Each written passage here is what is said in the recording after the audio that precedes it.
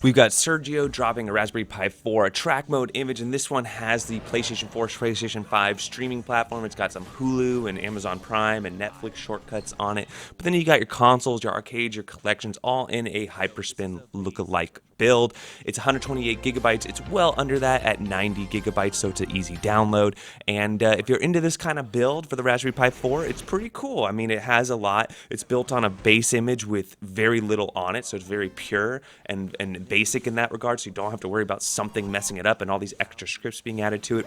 So if that's something you're into, you might want to check this one out. So let's go ahead and share some setup in the beginning, what's on the image, and then some gameplay.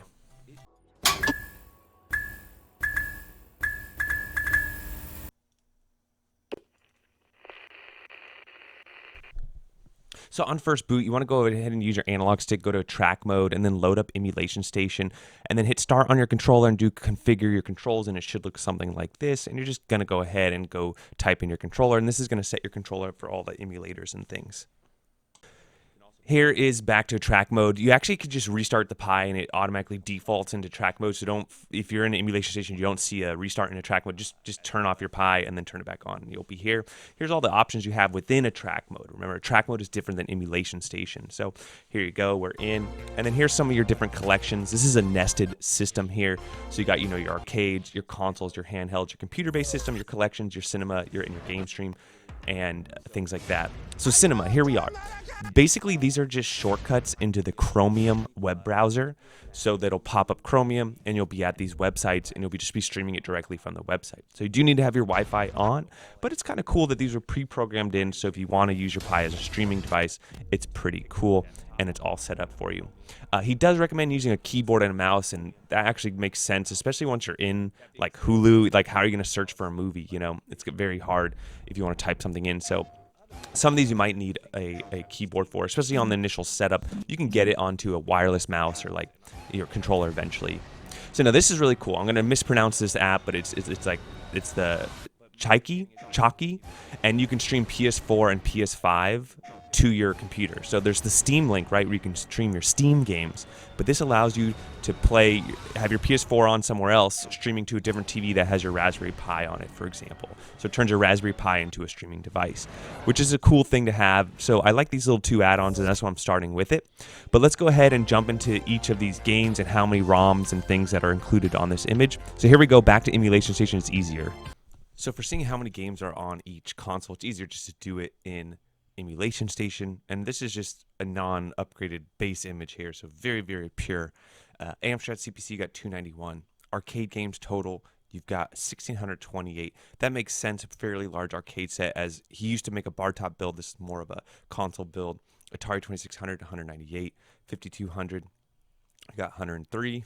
7800, you've got 55. So pretty standard sets here. Atari Lynx 76, Atari ST 219, Commodore 64, 414, Dreamcast. We'll go ahead and go in this one and see what we got. So 22 games. And we got Crazy Taxi 1 and 2, Evil Dead. Okay, and so NBA, Shenmue 1 and 2, multiple discs here. So really only about 10, 12 games or so. Game Gear, we've got 101. Game Boy, we've got pretty much all of them. 433, Game Boy Advanced. Got 276, so a little smaller Game Boy Advance set there. Game Boy Color 323. You got your Kodi shortcut. Sega Master System 183. Sega Mega Drive 394, a little smaller set there. Nintendo 64, I'm sure it's going to be smaller, only 20 games. Let's go ahead and check out the 20 that you have on here. For the most part, all these games run just fine. Yeah, that's cool. There are some more games though that you can add that will actually run pretty good on the Pi 4. Nintendo, NES, pretty much all of them. MS-DOS, I don't think there's anything in there. That's just like the applications themselves, the emulators. And then here's these shortcuts I was telling you about earlier, or will be telling you about in the track mode. And then you got PSP 42. I don't expect this thing to have. See, some of these are PSP minis.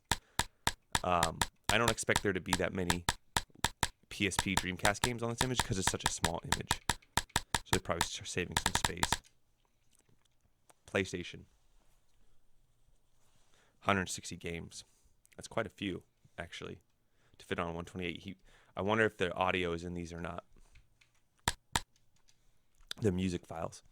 RetroPie, you can see when I click in here, for those of you that are new, this is pretty stock image here. Like all these options here are pretty standard. Some people have added their own options, added extra scripts, and so it just goes to show that this is a very pure, base image, if you will. Scum VM 55, so quite a few. Oh, some duplicates here, so maybe like 25 or so, 25 or 30. Sega 32X, we've got 33. Sega CD, probably a few less on here. Yeah, only 9. As far as those 9, there you go.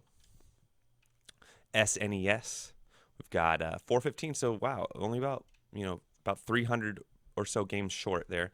110 on WonderSwan Color, 90, and we're back at Amiga, which is just the emulators, no Amiga games, and then Amstrad CPC's the first A.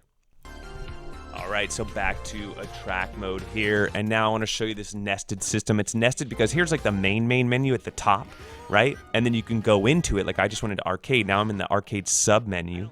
Within the arcade sub menu, you have all the different publishers, right? And then within the publishers, you can go ahead and click into a room like I just did. So go back to the sub menu here for arcade, and here's all the publishers again. You got Neo Geo, Nintendo Classics, Atomis Wave, and Naomi are in here. And then I went, I just actually circled there. Okay, now we go back into a room here. And look at these video snaps, and it's really pretty. I think this is where a lot of people love a track mode, right? It's just to show somebody this. So let's go to consoles next. We clicked into the consoles, and we're in the console sub menu, and you'll see all your consoles, right? SNES. Remember, this isn't handhelds, though, so these are all non-handheld consoles. We're going to go to handhelds next. But here are all your systems, and when you click into a room in the bottom right corner, it does tell you how many games are in that room, right? How many games for that console, for example. And just really nice video snaps. And then here you go. You got, PlayStation. I like PlayStation a lot. Look at the little jewel case you see in the bottom right here. I think it's a nice little touch. Road Rash. So as far as, consoles go, I think it looks great. And back to a track mode in general, if you have a buddy or friend or whoever who's never seen this before, it just looks really cool. The reason why not everyone uses a track mode, in my understanding, is one, it's harder, right? You need a keyboard, the controls are kind of finicky, and it's a little laggier. Like loading ROMs, for example, just takes a little longer, in my opinion. Or moving around the menu system here, it's a slight hesitation. I have to say it's improved a lot since the Raspberry Pi 3. Now here we are in handhelds, by the way, if you're following along in the video. So we went from console to handhelds. So I accidentally went to computers there, so I went back to handhelds. You can go between submenus as well by going left to right. So you can switch, like I could go from consoles to computers really easily if I just hit right. It's just right next door there. So the menu system goes side to side and up and down, the nested system. But as I was saying, a lot of people love a track mode, or a HyperSpin, as you will. Many of you know it as that. That's kind of the originator. And it just works really well and looks great, right? With all the video snaps and all the, some people don't like it, right? It's just too flashy. So to each their own, now you know what you're getting yourself into. But the biggest thing is it is a little hard to set up and get it all running right. And like I said, you need a keyboard for this. So it's just not like simple, right? As some of these other, like recall boxes, for example. Now, here we are in computer. And with Christmas around the corner, I mean, this looks just like the right time of the year picture right there. But a very accurate room there. And then we go to collections here.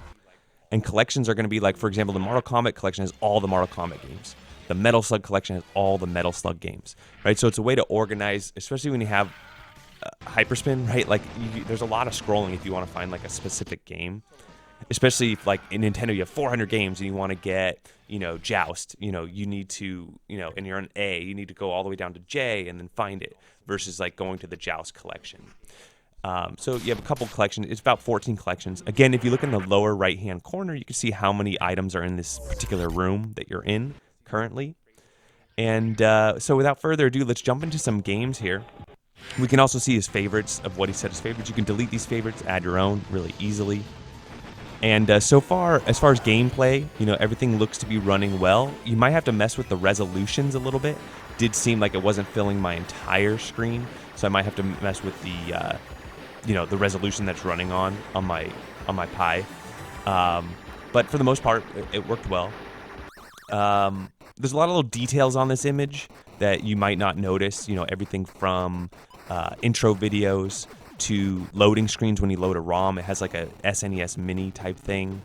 Yeah, there are definitely a lot of little details here that you might not notice on first boot. So as far as the pros and cons of this image, I'm going to go ahead and give this image a B. The reason I give it a B is it's not perfect in many regards, but it does have a lot going for it and a lot that I don't like. So let's go what I like about it. One, we don't see a lot of track mode images, as it is kind of a daunting task, so pro in that favor.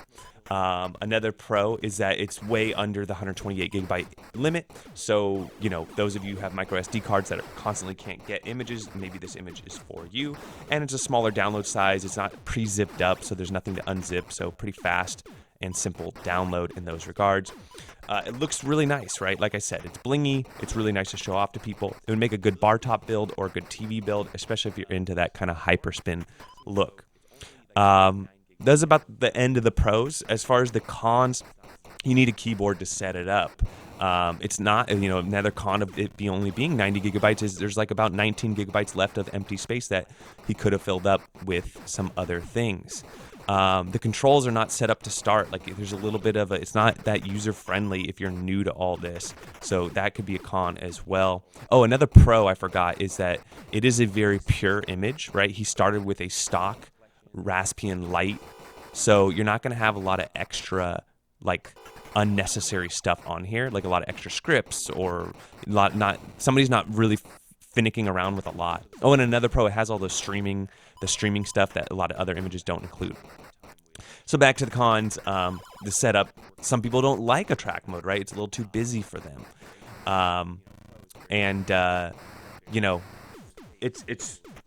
it's a work in progress. So that's a con and a pro, right? I don't think it's necessarily perfect to write out the box, but some people like that, right? It's something to build off of, and they prefer it to not be done exactly. So that could be a pro or a con.